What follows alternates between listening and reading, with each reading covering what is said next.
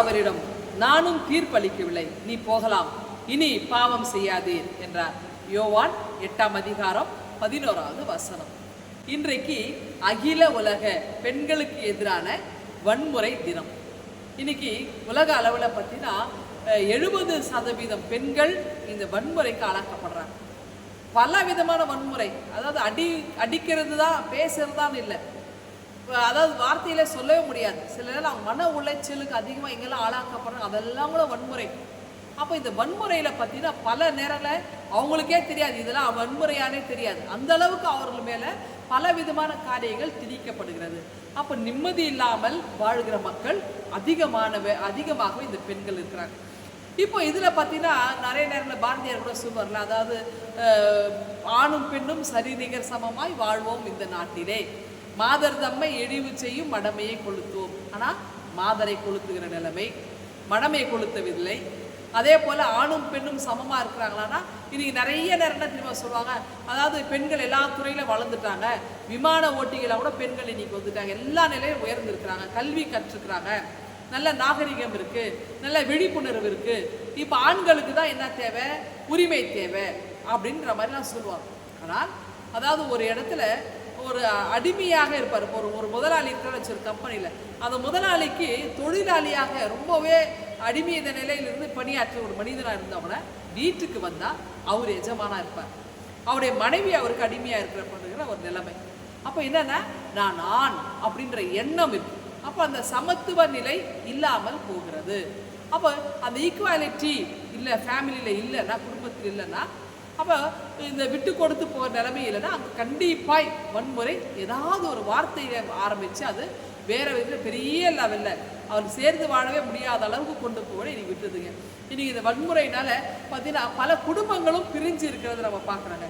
ஆனால் ஆண்டவராக இயேசு கிறிஸ்து அதிகமாக இந்த பெண்கள் சார்பாக கொஞ்சம் கூட நின்று அவங்களுக்கு உதவி செய்கிறாங்க. ஏன்னா எங்கெல்லாம் கண்ணீர் வடிக்கிறாங்களோ, எங்கெல்லாம் ஒடுக்குதல் இருக்கோ, எங்கெல்லாம் அடிமைத்தனம் இருக்கோ, அங்கெல்லாம் கடவுள் தம்மை இணைத்துக் கொள்கிறார். இயேசு கிறிஸ்துவும் அந்த பாணியிலே தான் இருக்கிறார். இப்போது ஒரு உதாரணம் பார்த்தீங்கன்னா, ஒரு பெண்ணை கையும் களமாக ஆண்கள் சமூகம் கூட்டிகிட்டு வராங்க. பெண்கள் பேச முடியாது, வெளியில் வர முடியாத சூழல் 2000 வருஷத்துக்கு முன்னாடி இருக்குது. ஆனால் அப்படிப்பட்ட சூழலில் ஒரு பெண்ணை ஏதோ பெருசாக நிறைய சாதிச்சிட்ட மாதிரி அந்த ஊரில் இருக்கிற ஆண்கள்லாம் போயிட்டு அந்த பெண் பாலியல் தொழில் செஞ்சால் அவள் ஏதோ தப்பு பண்ணா அப்படின்னு சொல்லிட்டு அந்த பெண்ணை ஏதோ ஐ விட்னஸ் பார்த்த மாதிரி அவளை அப்படியே பிடிச்சிட்டு கொண்டு வந்து ஒரு நடுவில் நிறுத்துறாங்க. சுற்றி 1000 ஆண்கள், ஆயிரக்கணக்கில் ஆண்கள் நின்று இருக்கலாம், ஒரே ஒரு பெண்மணி நிற்கிறாங்க. அந்த ஒரு பெண்மணியை அத்தனை ஆண்களும் சாடுறாங்க. எவ்வளோ பெரிய வன்முறையில்! அப்போ அந்த பெண்ணுக்கு பேசுவதற்கோ அந்த பெண் தன்னுடைய நியாயத்தை சொல்வதற்கு கூட இல்லாமல் இருக்குது. ஏன்னா அந்த பெண் ஒருவேளை திருமணமாகாத இருக்கலாம், தனித்திருந்திருக்கலாம், அல்லது கணவனை இழந்திருக்கலாம். இப்படிப்பட்ட சூழல், அதாவது இன்னைக்கு நல்லா ஒரு பெரிய காம்பவுண்டு போட்டு, நல்ல கிரில் கேட் போட்டு, நல்ல பெரிய பூட்டு போட்டு வச்சு, சிசிடிவி வச்சு, இவ்வளவு பாதுகாப்பு செக்யூரிட்டியெல்லாம் வச்சு இருந்தால் கூட வன்முறை நடக்குதுல்ல. பெண்களுக்கு எதிராக குற்றங்கள் நடந்து தானே வருது. பாதுகாப்பு இல்லாமல் சூழல், அவங்களாம் நிம்மதியாக போயிட்டு வேலைக்கு போயிட்டு வீட்டுக்கு வர முடியுதா? பள்ளிக்கூடத்துக்கு போய் நிம்மதியாக போய் வர முடியுதா? கல்லூரிக்கு போய் வர முடியுதா?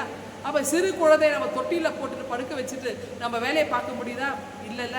அப்போ தவறு யார் செய்கிறது? எங்கே நடக்குது? அப்போது இதெல்லாம் நம்ம யோசிப்பது கிடையாது.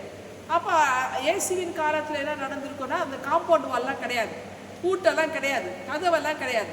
அப்போ ஒரு பெண் தனித்து இருக்கும்போது அந்த ஆண் சமூகம் அந்த பெண்ணை சரியாக வாழ விட்டுருக்காது, நிம்மதியாக அந்த பெண்ணை வாழ்வதற்கான சூழல் இல்லாமல் போயிருக்கலாம். இப்படி அந்த பெண்ணோட தவறு செய்தவர்கள் ஆண்கள் அநேகர் இருந்திருக்காங்க, ஊர் மக்கள் ஃபுல்லாக இருந்திருப்பாங்க. ஆனால் அவங்கெல்லாம் தான் நீதிமான்கள் மாதிரி, இந்த பெண் தான் குற்றவாளி மாதிரி இந்த பெண்ணை கையும் களமாக பிடிச்சது. அப்போது இந்த இடத்துல இயேசு கிறிஸ்து எந்த கேள்வியும் கேட்கல.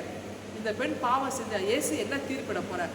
அவர் ஒரு நியாயாதிபதியாக இருந்து இந்த இடத்துல ஒரு என்ன ஜட்ஜ்மெண்ட் கொடுக்க போகிறார்? அப்போ கேள்வி கேட்குறாரு. அப்போ ஆண்டவர் ஒரே கேள்வி, அந்த பெண்ணை பார்த்து ஒன்றும் சொல்லலை. ஆனால் அந்த ஆண் இந்த சமூகத்தை பார்க்கிறார். பார்த்து விட்டு, உங்களில் பாவம் செய்யாதவன் யாரோ முதலில் ஒரு கல் எடுத்துக்கு அந்த பொண்ணு மேலே அடிக்கணும். ஏன்னா அவங்க யூத வழக்கப்படி கல்லத்துக்கு அடிக்கணும், கல் அடித்து கொல்லப்படணும். அப்போ அதான தீர்ப்பு. சரி, இந்த பெண்ணோட பாவம் செய்யாதீங்க யாருன்னா வாங்க, எல்லாரும் போயிட்டாங்கல்ல, வயதானவங்க கூட போனாங்கன்னா அப்படின்னா என்ன அர்த்தம்? அந்த ஊரில் இருக்கிற அத்தனை பேரும் அந்த வயதானவர்கள் கூட அந்த பெண்ணையோட இணைந்து தானே தப்பு செஞ்சிருக்கிறாங்க.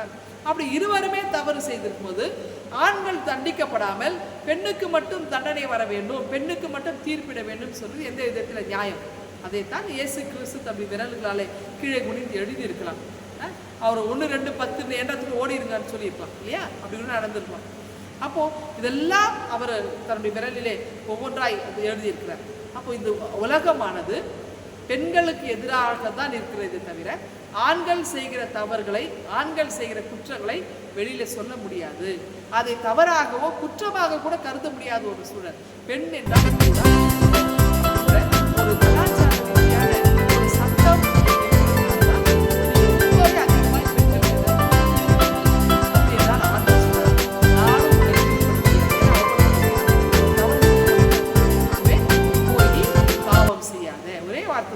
பாவம் செய்யறப்போ நிம்மதியா போ. அந்த பெண்மணி அப்போதான் அதாவது அவளோட சந்தோஷமா இருந்தவங்கலாம் இன்னைக்கு அவளுக்கு எதிராக வந்து குற்றவாளி கூட்டில் அந்த பெண்ணை நிற்க வச்சு இந்த பல கேள்விகள் கேட்கிறாங்க. இப்பொழுது அந்த அடிமைத்தனத்திலிருந்து இந்த பெண் விடுதலை பெற்றவளாய் மனமகிழ்ந்து ஆண்டவர் சொல்லி பாவம் செய்யாதன்னு சொன்ன உடனே இந்த பெண் இப்போ நிம்மதியாக போய் வாழ்ந்திருப்பாங்க. எந்த தொந்தரவும் இல்லாமல், எந்த ஆணுடைய தொந்தரவும் இல்லாமல் சந்தோஷமா தன்னுடைய வாழ்வை அவன் முடிச்சிருப்பான் இல்லையா? அப்படின்னா கடவுள் எப்படி பெண்கள் சார்பாக நின்று ஆண்டவர் துணை நிற்கிறார், அதே போல இயேசு கிறிஸ்து பெண்களோடு துணை நிற்கிறவராக இருக்கிறார். நாமும் நம் மத்தியில் இருக்கின்ற நம்முடைய தாய், நம்முடைய சகோதரிகள், நம்முடைய குடும்பத்தினர், நம் மத்தியிலே வாழ்கிற அத்தனை பெண்களை நாம் மனித மாண்போடு நாம் நடத்துவோம். அவருக்குரிய கனத்தை நாம் கொடுக்க நாள் நமக்கு துணையாக இருந்து காத்த வேண்டும். இந்த சிந்தனையோடு இந்த நாளை துவங்குங்கள். ஆண்டவர்கள் ஆசீர்வதிப்பாராக. ஆமாம். எங்கள் அன்பின் ஆண்டவரே, இதனால் ஆசீர்வாதமாய் அமைய கிருபை தாரும். இப்படியே ஜெபிக்கிறோம் எங்கள் அன்பின் கடவுளே. ஆமாம்.